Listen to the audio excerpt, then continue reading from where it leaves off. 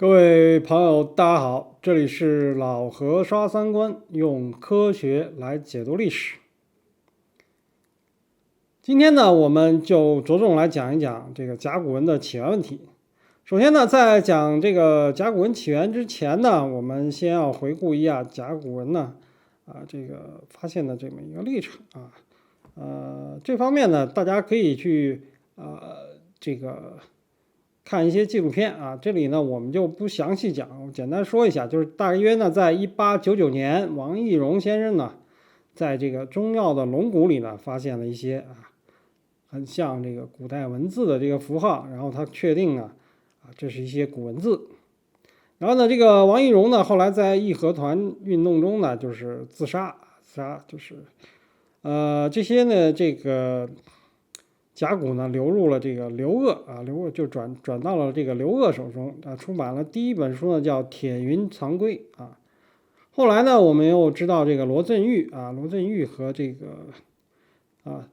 一些学者呢解释出了一些所谓的这个殷王的名称基本上确定了这些甲骨呢是殷朝的就是所谓的商朝的这个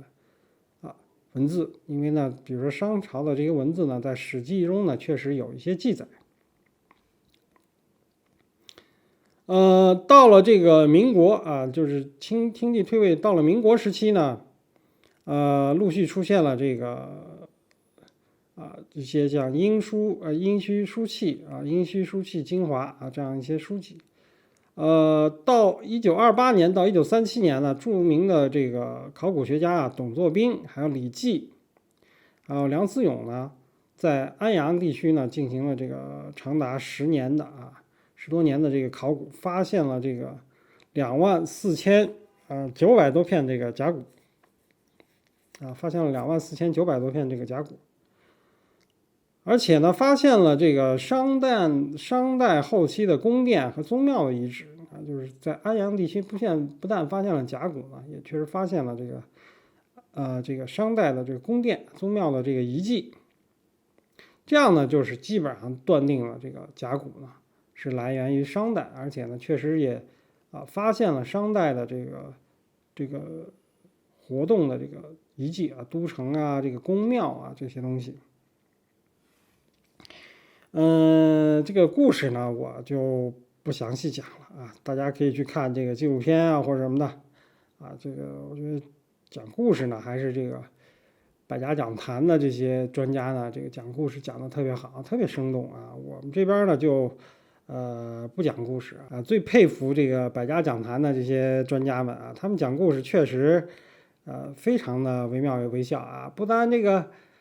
小学生可以听懂大学生也能听懂他们讲的故事就非常吸引人包括一些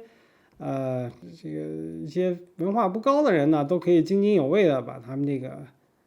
百家讲坛看下来。这方面呢，确实是自愧不如就是安阳的殷墟呢，比较确切的建造的这个年代，就是这个时间呢，在公元前1350年左右。就是殷朝，也就是甲骨文的这个时间呢，也就出现在这个时间在此之前呢是没有文字的。中原地区呢，最早的甲骨文呢出现在这个就是安阳地区，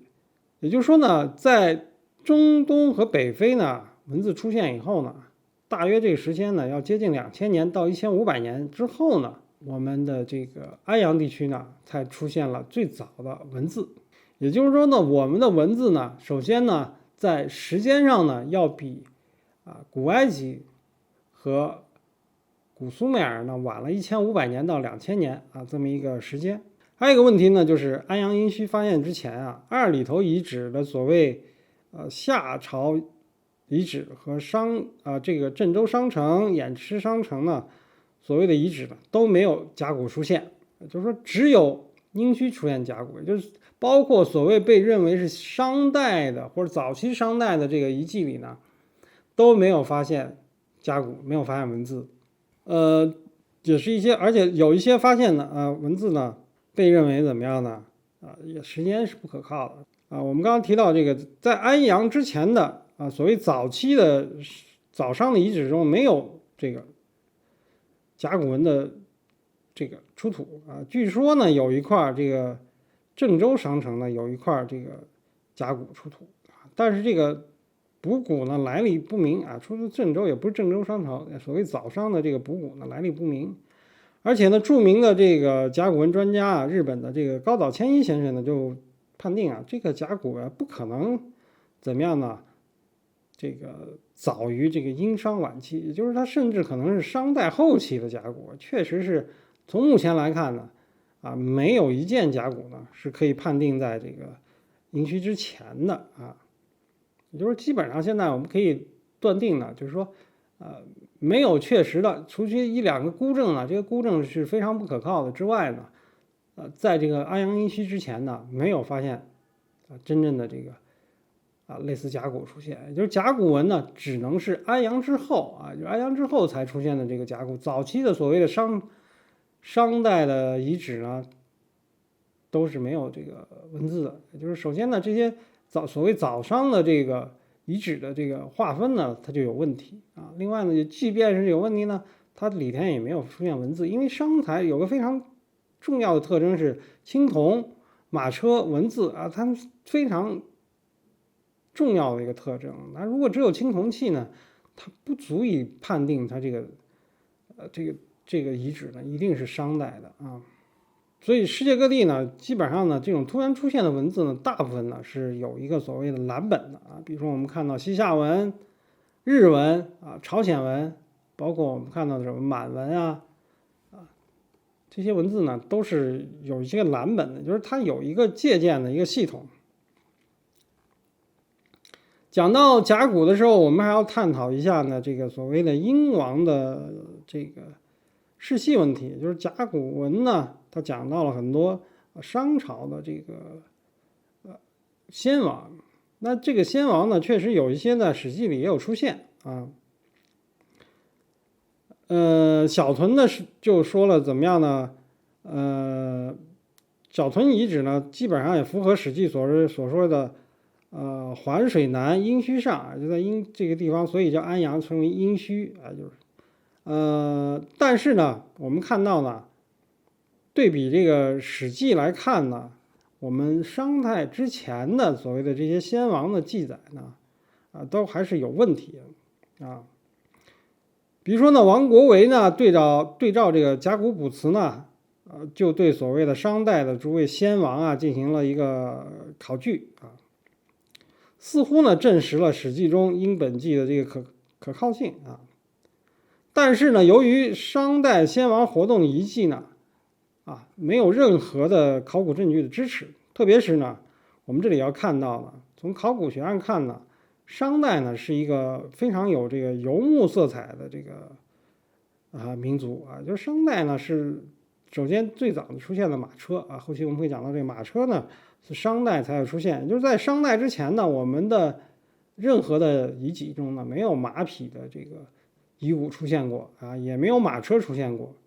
也就是在殷墟之前呢，这个《史记》记载的殷人的高祖叫王亥呢，是一个牧马的高手啊，牧马养牛的高手。这显然是一个从现在还原的，应该是游牧民族的一个首领啊。他因为牧马养牛的高手作为国王呢。他肯定来自游牧民族啊，不会是一个农耕民族的一个部族首领。这些牧马养牛的这个事迹呢，如果他养牛是个能手的话，他一定养了很多马和很多牛。这些很多的马和很多牛呢，不可能一点儿也都没有留存下来啊，因为我们之前我们知道，这个殷商之前的。遗迹就是我们大概龙山文化里出现了很多，包括我们的这二里头里头很多的动物没有没有马没有牛啊，基本上我们可以确定是马呢肯定是来自中亚地区的，它不是我们本地驯化的一个动物。我们在讲到这个动物驯化的时候，我们专门讲到马，要在后头呢做一个专门的论述。但是我们现在提前说一下，就马不是我们本地驯化的啊，包括我们讲到这个青铜器也不是本地的这个独自的这个发明啊，青铜器也来自中亚地区或者西亚地区流传过来的。也就是说呢，它即使是这个英本纪里记载的这个王亥牧马养牛的这个事迹是真的，但呢，这个王亥呢，很大的可能性呢，他这个时候没有居住在中国地区，他很有可能是应该怎么样呢？是一个中亚地区的一个部族的这个头领，然后慢慢的迁入了我们的这个中原地区啊，也就是这个基本上我们应该认识到，这个王亥呢，它本身不是啊，在这个我们殷本纪里的这个王亥，就是这所谓的商代的先王呢，不是应该活动在这个中原地区的这么一个国王啊。这就犯了一个所谓的，就王国维先生显然犯了一个刻舟求剑的错误，就是认为这个既然殷本纪殷王他的活动地可以确定在这个安阳河南地区，他的祖先也一定要在河南地区，所以他的祖先那个王亥牧马养牛都是真的。但是考古学家没有发现任何的马和牛，但是马和牛即使如果是真的话，和这个殷王的这个特征来联想一下的话，或者来做一个推测的话，他们的祖先呢应该来自于这个中亚的这个游牧民族啊。当然了，这个王国维时期呢，他的这个对世界的认知呢还没有现在呢这么丰富，也就是那么多考古成分没有出来。而且这个王国维呢，他们确实属于那种信古派，就是史书上认的都是真，他们从小受到教育都认为这个史记上什么的都是非常真切的，特别是到了这个商以后呢，夏商以后都是真人真事，讲述的都是一些这个君臣之事什么这个治国的这个东西都是所谓有板有眼的，它应该是真的，但实际上不是这么样。而且呢，我们从这个张光直先生提到的这个关于这个青铜商代的这个论述里头呢，也发现了，就是殷代的，也就是殷商的这个世袭制度和我们周代以后的社会不一样。殷商的世袭制度呢，是这种兄终弟及式的这个游牧民族的这个继承法则就是它基本上，它不是说儿子传给父亲传给儿子国王传给他的太子这样，它基本上游牧民族那种，就像蒙古那样的，它基本上是传给就是哥哥传给弟弟，一般是一个大哥传给这个最年幼的这个小弟基本上这样的一个方式来过渡的。也就是说呢，基本上我们现在看到呢，在甲骨文呢出现之前呢，我们看到的这些东西，第一是它没有文字，另外呢，甲骨文包括这个商代呢，它都有一个特征是怎么样呢？它从外部进入的它是一个有游牧色彩的这么一个这个王朝就是它的高层的贵族呢，可能是来自这个有游牧地区的中亚地区这里呢，我们先不展开讲这个问题我们现在还是就是说呢，从甲骨文的文字来看呢，吸收了一些更古老的文字的这个造字方法和符号系统通过这个方法和系统呢，我们基本上能梳理出呢，甲骨文呢主要是来源于这个西亚的这个符号系统，主要是来源于这个苏美尔苏美尔人的楔形文字系统呢，对这个甲骨文的这个符号呢有非常多的这个所谓的直接影响或者有非常多的这个传奇性。就是接下来呢，我要探讨的我要讲述的这个问题。这个问题呢，我在2017年呢就写了一篇这个论文这个论文呢，大家可以从网上下载。这个论文的题目叫《甲骨文源于古代苏美尔原始楔形文字的证据，以及用原始楔形文字的基本符号呢重新解读甲骨文这个在在这个一些网站上呢是可以下载的。大家把这个题目呢记录一下呢，可以在网上搜索下来呢，可以直接下载这个文档没有上这个知网直接有上的是这个预印版的这个网站。首先呢，我们来解释一下这个题目就是甲骨文源于古代苏美尔的原始楔形文字所谓源于是什么意思呢？就是说我们一个比喻来说，我们是下游长江的上游就是源于上游的金沙江除了金沙江，还有没有别的河流呢汇入呢？当然也有，就是它上游呢有一条主流呢是这个金沙江，还有别的河有没有？肯定也有，还有别的小河。就是我们这个源于，就是说它的这个历史的发展的这个上游呢，一条的主要的这个河流呢，就是这个苏美尔的原始楔形文字，有没有吸收其他的古文字的影响呢？可能呢有，也可能呢不多我们现在看呢，比如说埃及的这个象形文字有没有影响呢？可能也有这个事儿大家可能觉得很奇怪，但是你如果了解世界历史的话，我们会发现这没有什么奇怪的。这个西方的拼音文字26个字母，很多这个字母有的符号来自于这个埃及的符号有的符号呢则借鉴于这个楔形文字的符号这没有什么好奇怪的。就是说它们各自呢，它们符号呢是一个交流的过程，没有必要呢作为一个后期的文字，它没有必要一定要只选一个文字这在我们比如说看到这个朝鲜文、日文，他们都不是光吸取汉字的这个特色，他们有些可能也会吸取这个蒙古文类似这样一些拼音文字的这个特点。所以作为一个后期出现的这个文字呢，它肯定呢它的来源呢是比较多的，它不会说一定局限在一个文字，但是呢它肯定有一个特别主要的一个两个的学习的对象这就是所谓的源于的这个说法。而原始楔形文字呢，就是说我们在楔形文字讲到这个就是象形阶段和这个楔形文字这个就是规范化以后，就是这个抽象化以后的这个在象形和抽象之间的这么一个文字，就是早期的这种更加象形的这个楔形文字它的这个符号呢对别的文明的这个影响呢更多一些。因为直接抽象的符号呢对别的文明来说呢显然呢就更加的怎么样呢不容易理解。也就是它虽然后期呢这个楔形文字呢进行了一些规范化抽象化的这个发展，但这些符号系统呢同时呢也在这个中东北非地区呢流传不光是我们看到这个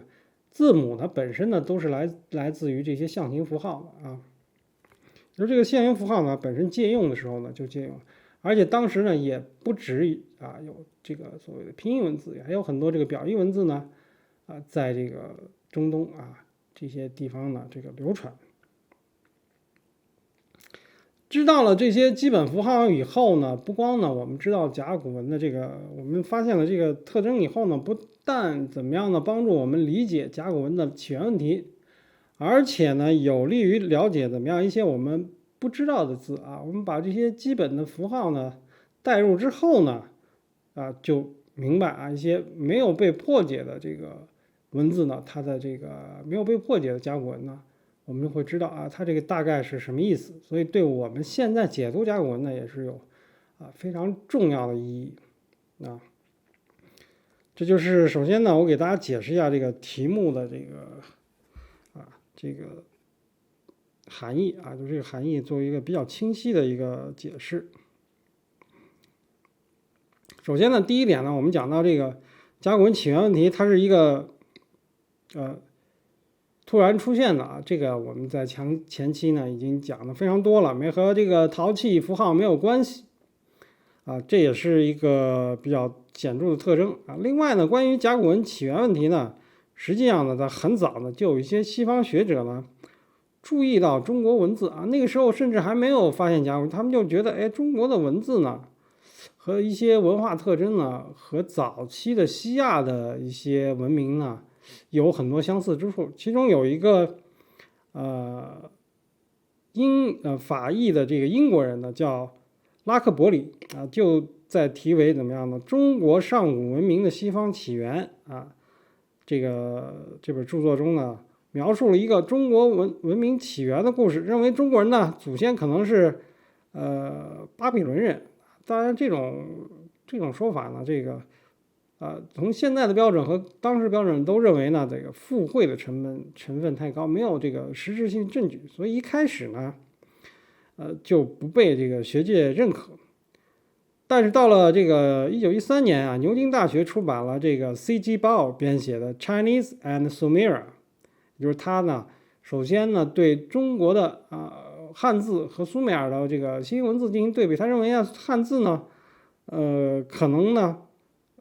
是发端于这个楔形文字，因为首先两者都是这个表意文字啊，他发现了某些相似性，但是由于它这个形体的限制啊，它这个缺乏一个说服力，因为我们看到我们现代的汉字都是抽象化以后的，而且当时的这个他拿来对比的这个楔形文字呢，主要也是这个后期的这个抽象化以后的楔形文字，它缺乏一些实质的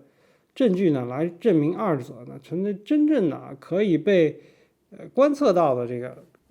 证据，认为它二者存有这个连续性。所以呢，他这个C.G. 鲍这个学者的这个文章呢，也一直呢没有被这个学界认可。到了这个近些年来呢，这个我们中国呢也陆续呢出现了一些学习西亚的这个一些文明历史的一个研究的学者啊，比如说呢这个龚玉书严海英、葛慧英就出版了一本叫是对这个甲骨文楔形文字呢和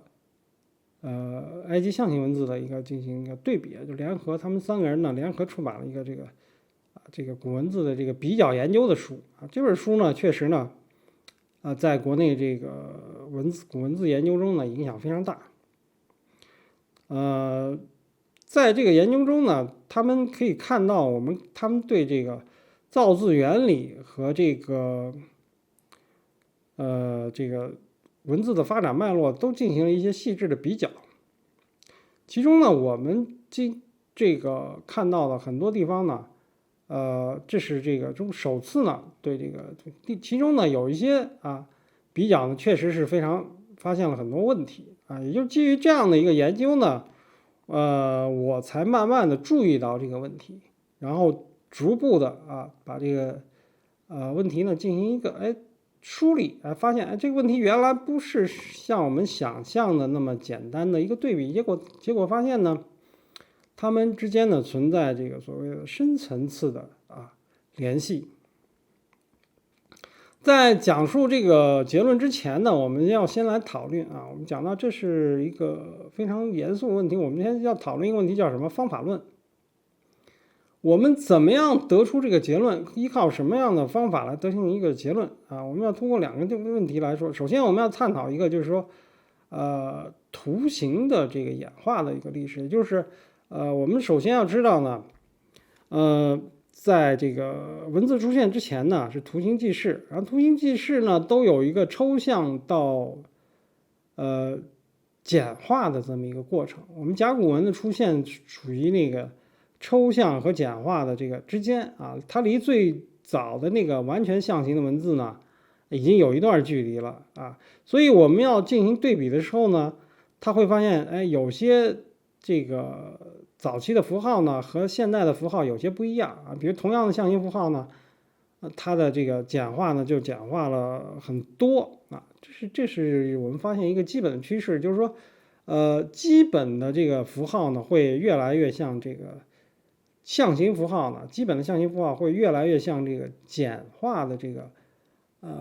方式发展，就是它越来越认为呢这个简单的符号有利于怎么样呢？降低我们这个书写的这个劳动的强度而且呢，由于这个书写和刻画工具的改变呢，也使得我们这个书写符号呢也出现了一个相应的变化。比如说这个同样的符号，象形符号，等到这个楔形文字用泥板书写以后呢，由于它使用这种三角形的这个尖的笔呢，它的线条呢就不太容易这个打弯了，就不太容易出现这个弯的这个线条，它逼着它怎么样用直线呢来拼凑出一个图像啊。这个我们看这个楔形文字书写的这个芦杆笔，就是芦苇的这个尖的一个三角形的，它的形状似乎虽然它很软，但是在泥板上写，但是它的形状呢有点像我们现代的那种刻章子那种刻刀啊，它非常厚，是前端是三角形的，所以它基本上是篆刻的时候呢，很难一笔刻出一个弯的这种线条的，这种直的是非常容易，所以它更倾向于怎么样呢？用直线来表。另外呢，它有一个三角的优势，它可能泥软嘛，它可以把一些矩形啊或者圆形啊变成一个三角形的符号，也就是说工具的出现呢，也会相应的改变了它这个抽象符号的这个字符的写法。所以我们要对比的时候呢，等到完全的变成这个楔形文字以后，完全变成直线以后，它二者呢就很难直观的加以对比了。所以也是为什么我们要把它限制在这个原始楔形文字，就是完全没有完全脱离象形之前的这个时期的文字和我们的甲骨文进行对比啊。另外一个问题呢就是概率啊，我们就是说发现呢，我们要判定二者存在相关性呢，就要发现呢，就是说，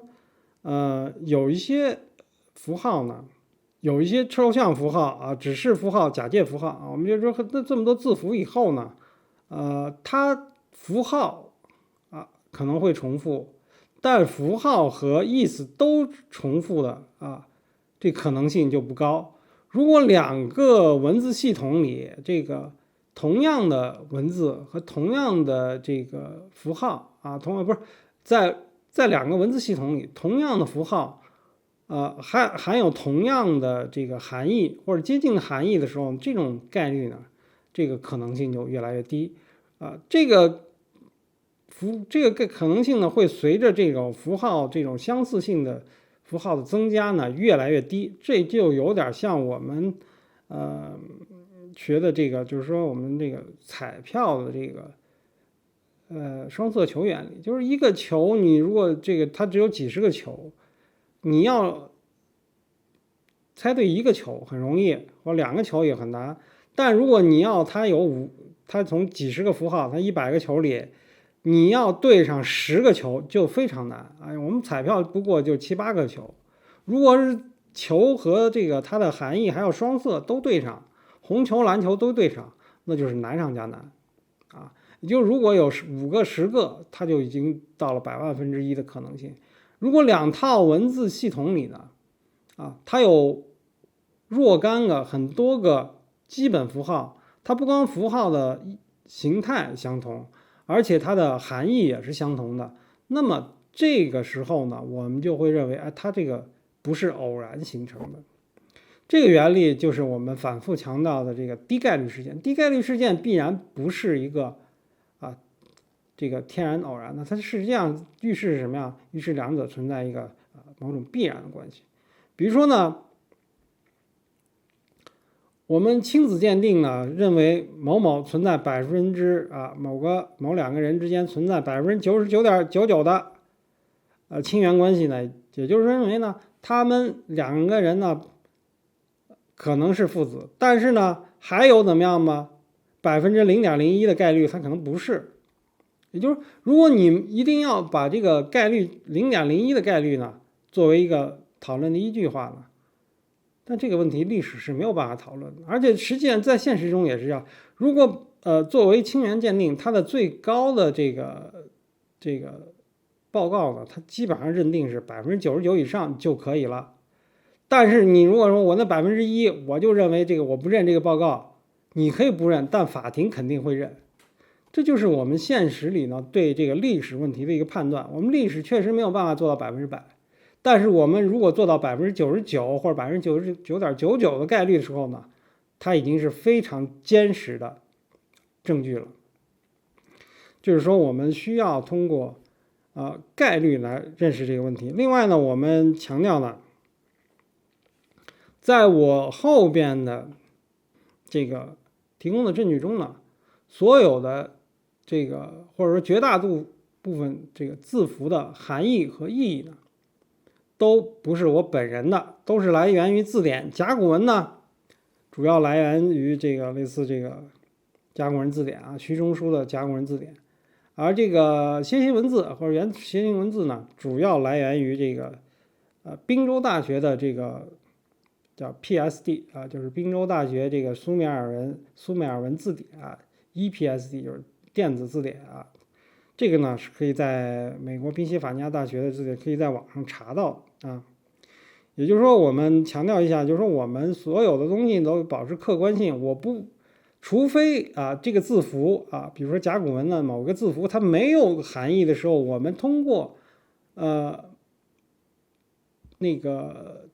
个楔形文字相类似的字符发现它的含义的时候，我们才会赋给它一个含义，而且把这个含义带到这个句子中，看它通顺不通顺，解释不解释通。如果这个原本的意思在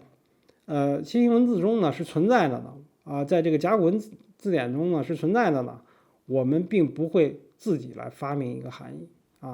这也就保证了我们对比的这个客观性接下来我们来看一个原始楔形文字和这个文字的一个发展规律我们看一个左边呢是原始楔形文字，中间呢这是 Lina A。我们在讲这个文字的时候讲 Lina A 大概是1600到1778就是公元前1600年左右的这么一个文字它基本上是属于希腊语，因为 Lina B 已经解读出来了，跟它是非常接近文字，它是希腊语的这种文字。我们看同样的人的符号在原始楔形文字里呢画的是类似一个木乃伊，就是人的形象。到了这个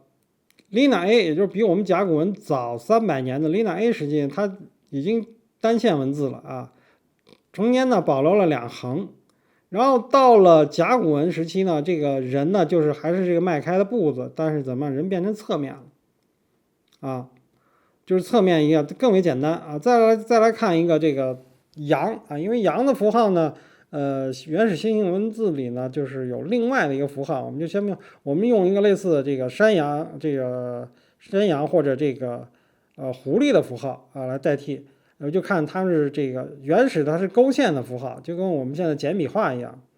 而发展了大概1000多年以后，到了这个 Lina A Lina A 就是线性文字 A 时期呢，就是希腊文的。你看它羊呢底下已经变成了保留了这个羊角，然后底下呢变成了一个一竖2横这个一竖2横可能是代表这个羊的这个长脸或者怎么着的。它基本上呢是已经非常抽象了。到了这个我们的甲骨文，我们会看到保留了怎么样羊的角，然后怎么样一竖，然后等于一横它基本上 Lina A 和这方向已经发现。同样但是我们都知道呢，我们基本上现在认为呢 Lina A 的符号呢，它的来源是这个楔形文字和象形文字还能同时用。它这个符号可能来自于埃及，那个符号可能来自于那个苏美尔的楔形文字，因为它刚好处于地中海2个文明之间它同时借鉴了很多别的文字别的文字符号的系统，它是非常容易。所以我们就基本上可以看到呢，类似的这个文字呢，它有一个从简笔画到抽象的一个过程。甲骨文呢，它是一个抽象的后期。我们如果对比类似的符号的时候呢，我们要剔除一些双向和单向的关系就是如果把它的双线呢保留成了一个单线就可以了。这个后头呢，我们会逐步的呢来讲到这里呢，我们来看一些这个主要的证据我们简单来说一下，第一个字呢就是这个田字田字呢，在这个甲骨卜辞中呢出现的频率呢非常高可以视作田地的比例呢并不高最主要的我们看到的这个出现的频率最高的这个词条呢是田猎也就是打猎的意思。最常见的用法是王田于野，王其田啊，都是王这个在打猎，王去打猎啊。汉代的《说文解字》里呢也说田震也啊，树古曰田，象似石口，先墨之志。但这个汉代呢就说田就是这个就是怎么样呢？就是列阵的这个土地啊，这个就是说就是看着像先墨，就像看耕地一样横的竖的。首先呢，我们要说呢真正到了农村呢，我们看到耕地呢可能更像那种木字一样，这样的一横呢都是竖道的，我们很少看到这个作为大块的可能是方的，这个小块地都是这个竖道啊。这并不是重要，但是井田制呢，我们首先有个概念，井田制是春秋时间才出现的这个记载才出现的这种方式啊。井田制在春秋时间才出现啊，春秋之前有没有井田制呢？还不一定，也就是井字形的这个农田的耕作原理呢，还没有证明当时就已经存在。在甲骨卜辞中呢，有一些呢被解释为种田或农地的意思呢，但是呢也会比较，就是我们现在看呢也比较牵强。比如说，甲骨比辞，比如说呢，我们看到这个甲骨文合集第一条就说呢，王大令众人曰：挟田其受年啊。挟田是什么意思啊？帮着去种地，然后其受年啊，其受年就得到丰收。这看似呢，合理的意思，但实际上呢，田呢代表种地是肯定不是这么意思，因为贵族肯定是不会去种地的啊。因为作为这个贵族来说呢，他们都是一些我们看到商代的贵族都是一些怎么样的？征伐的。商代是特别残酷的一个时代，他们贵族都是用的奴隶啊，自己是不可能和奴隶同样去劳动的啊。这个事儿呢，在商代呢是不太可能的。另外呢，我们看到一个关于田的说法，就是田男丈夫也，从田从吏，就是男人的男呢，就是田字里呢，就是田地里怎么样呢？耕种的人称为男。实际上，在这个甲骨卜辞中呢，没有找到这个男字代表男子的意思啊。甲骨卜辞中呢，这个男人的男呢，只有一个字意思，就是男爵，表示一种爵位啊。怎么会这个男字表示爵位的，这和田地的呢？田地里的种地的有关系呢？这也是扯不上啊，因为一个贵族呢，肯定是不会去种地的。而且我们从前面也知道呢，商代呢是有很强的这个游牧民族色彩的。无论从田字如何变成这个所谓打猎的意思，至今呢，我们看不到这个所谓的幸福的证据啊。徐中书的甲骨字典里这么解释就非常搞笑了，就是说田像田猎战阵之象，古代贵族呢有右为田猎右封沟以为疆界，后世不知农田先墨之行，本田猎战阵之志。也就是说呢，甲骨文的这个徐中书呢，在解释这个田字的本意的时候呢，说他首先呢，他认为这个田字在古代呢确实不是主要代表农地，但是另外一方面，他说这个田字本意呢，来自怎么样呢？这个打猎的时候排列阵打猎排成这个什么田字形的打猎这在任何的这个记载中都是没有看到过的。因为商代呢是属于这个史前时期，从我们古代的记载来看，没有所谓方格形的打猎有围捕的这个情况，顶多是个口字形的那不可能是方，中间在一个十字。它打猎顶多是三面为两面为三面四面合围，它不可能成了井字形的去打它不可能是一格一格的去打猎啊，那不叫打猎，那就是扫荡啊，没有这样的必要，也没有这样的人力，古代也不太可能有这么多人进行这个打猎，他打什么呀？那么多人打什么猎啊？是不是？还不够折腾的，那把动物都赶跑了，还来不及，动作很慢。你要真正列阵去打猎，那动作也太慢了，还没打猎呢，猎物都跑光了，是吧？所以呢，我们通过这种看呢，就是现在的对这个田的本意的解释呢，都是非常臆测的，因为他们没有任何，他古代认为古代怎么样，比如徐叔叔认为古代一定的，实际上古代怎么样，他没有任何依据，他想象古代怎么样啊，包括这个我们后期的这个周代呀，或者秦代呀，这个打猎时候没有明确记载说田字形的这个列阵，不可能。在别的民族和文化里呢，也看不到所谓田字形列阵的这个打猎。所以呢，从目前的这个甲骨文字典，包括一些《说文解字》来看呢，这个田字本意呢，特别是田字怎么会和打猎有关呢？它是没有办法产生必然的联系，就是它最高频率出现的这个意思呢是田猎啊。从认识的原始楔形文字啊，从这个问题上看呢，我们认识到这个原始楔形文字的这个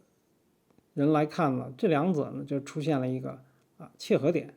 在原始的楔形文字里呢，我们看到那个符号田呢代表绵羊啊或者羊这些东西，而羊呢是最主要的交易货物之一啊，也就是说呢，有这种呢，在两河流域的这个商人呢，最初可能也是画一只绵羊，但是他由于羊出现的频率非常高呢，他又用一个抽象的符号，就是田字形符号呢来代替羊，所以呢，这个不管是家养的羊和野羊也好呢，它慢慢的呢就和这个牲畜和猎物呢产生了关系，所以呢，慢慢的可能就从这个羊派生出了这个牲畜和猎物的意思。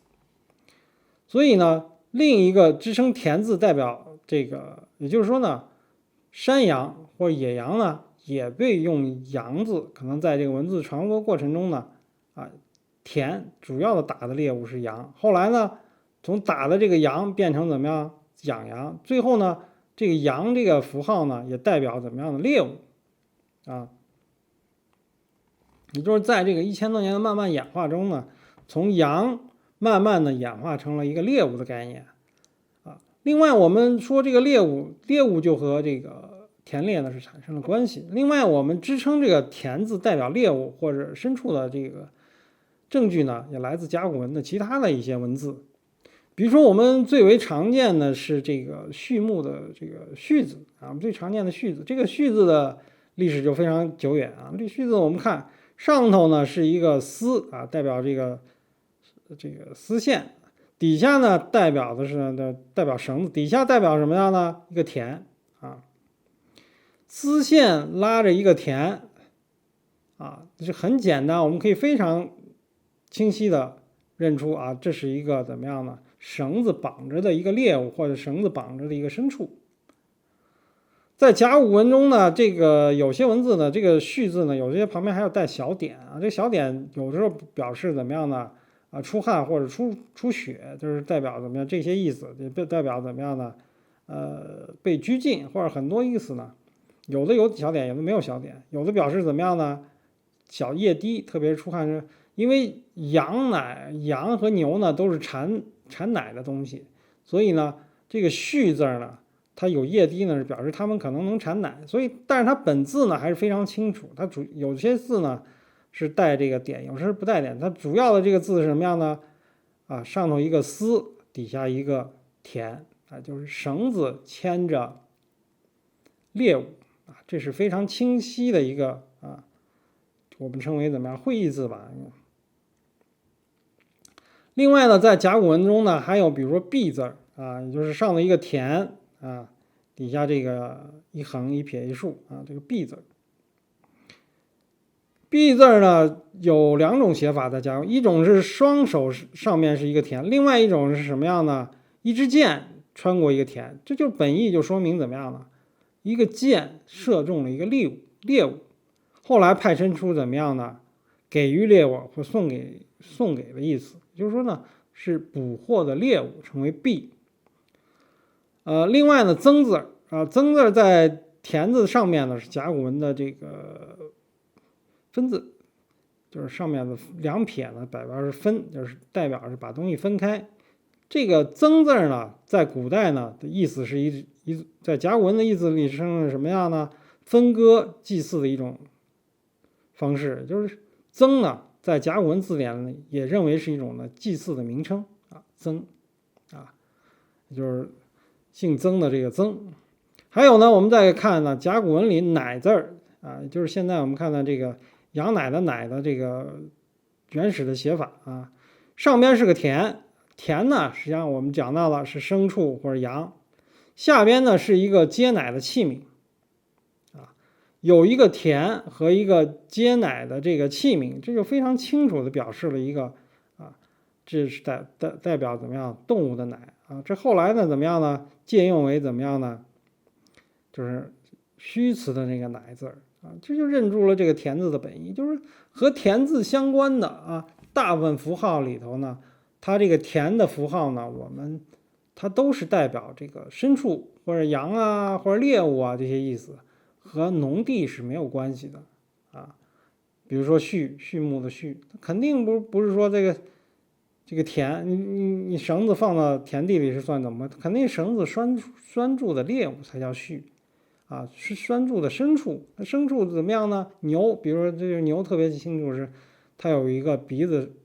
上有个鼻绳啊。那个羊呢，在古代可能也是圈起来或者有一个绳子绑着的，它特别清楚的。另外像曾啊，就分割这个猎物的这么一个祭司称为曾啊，这些都是非常清晰的一个写法啊。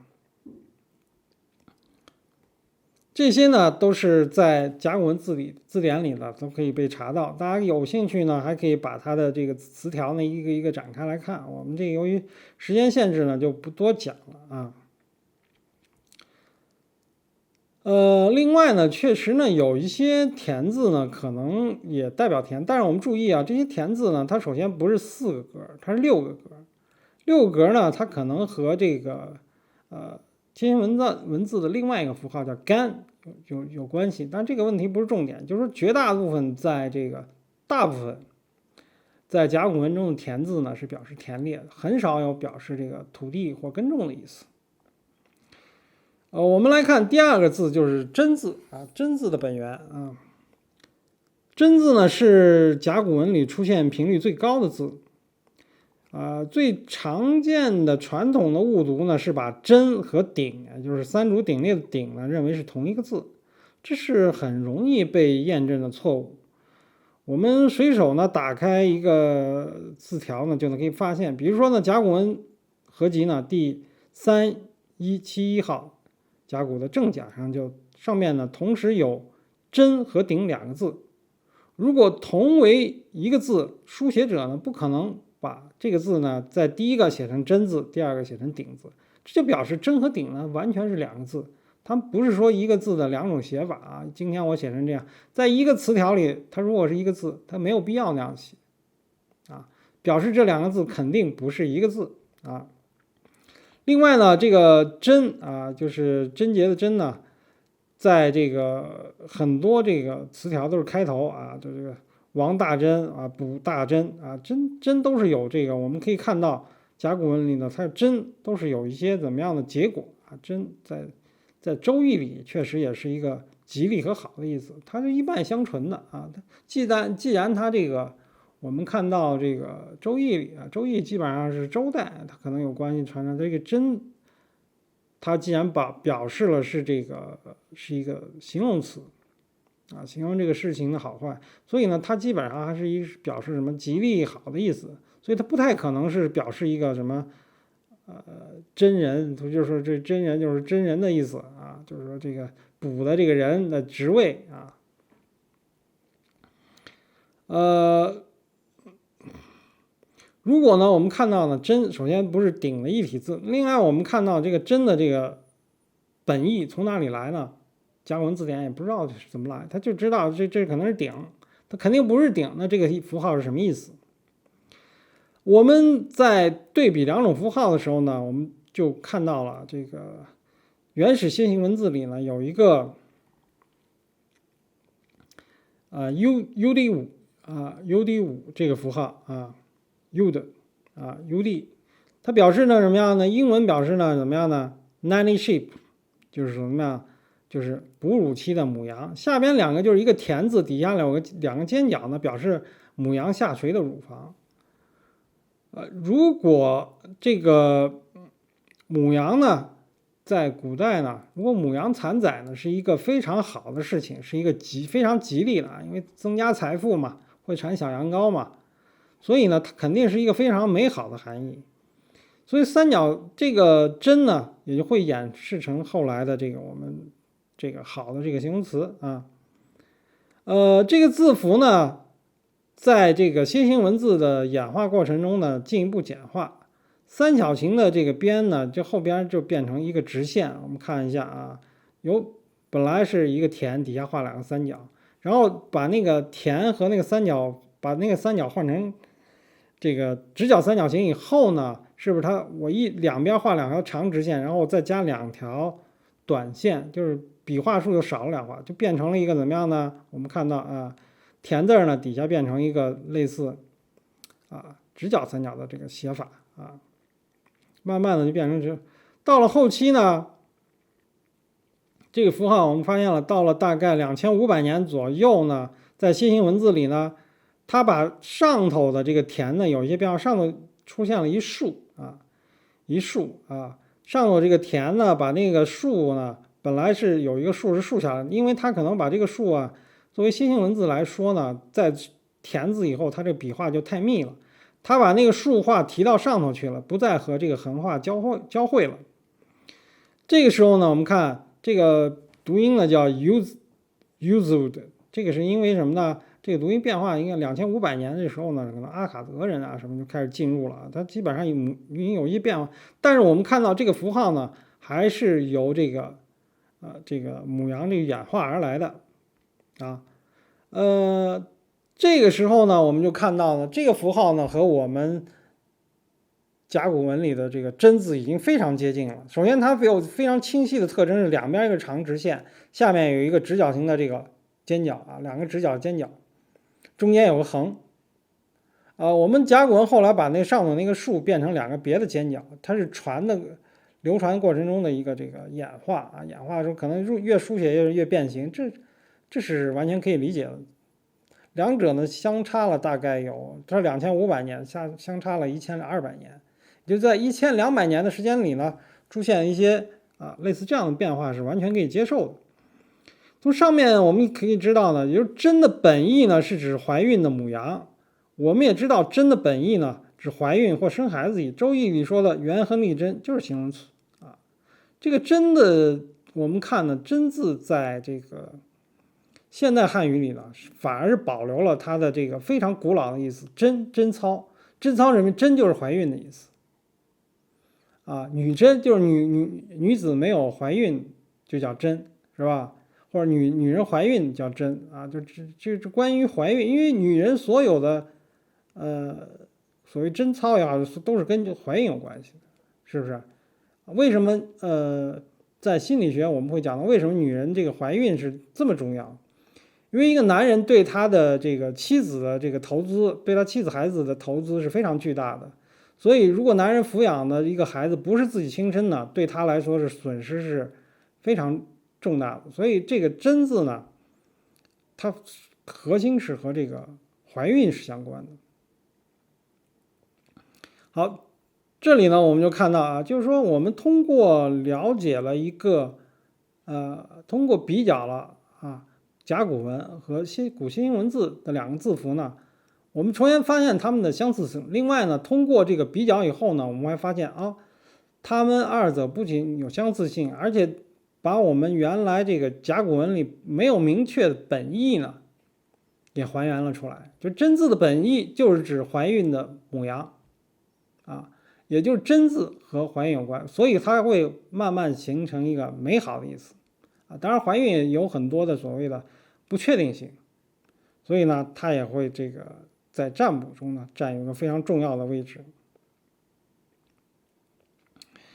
接下来我们来看一下这个第三个字啊，这个狮字。狮字呢，在甲骨文中呢，用弓箭的符号来解释啊。这个符号呢，在历来呢有解释很多，有的说这个符号像山丘，有的说甚至像这个屁股啊，就是做的臀部。只有罗振玉先生呢认为呢，甲骨文的这个符号弓形符号呢是狮字，也只有这个呢比较令人信服。比如说呢，甲骨文合集第3306有王座三狮左中右的这个句子，其他解释呢都解释不通啊。王做了三个怎么样山丘，王做了三个屁股，这都不太可能的事。就是王座三狮左中右啊，这就是王组建了三支队伍啊，左中右三支队伍，这个呢是非常清晰的啊。也只有这样呢，问题出在哪儿呢？就是说，我们这里呢，弓箭来代表军队啊，这看似也是一个很合理的一个解释。但是呢，我们看一下楔形文字里军队的符号是什么样的啊？我们来看原始楔形文字 Irian 啊，它的符号呢也是一个弓箭啊。这个呢，我们就提到了，也就是代表军队在青铜时代呢，军队的武器已经很多，矛枪、马车、盾牌等等等等一系列的武器。为什么相隔2000年啊，相隔1500年到2000年，同样的用弓箭来表示军队，这也是一个概率很低的一个事件。就是这个符号啊，也不太可能是偶然形成的，就是它。商代最主要、最有杀伤力的武器是什么呢？马车啊，戈。我们看到它没有用鸽子来代表军队，而是用什么样的弓啊？这就是说呢，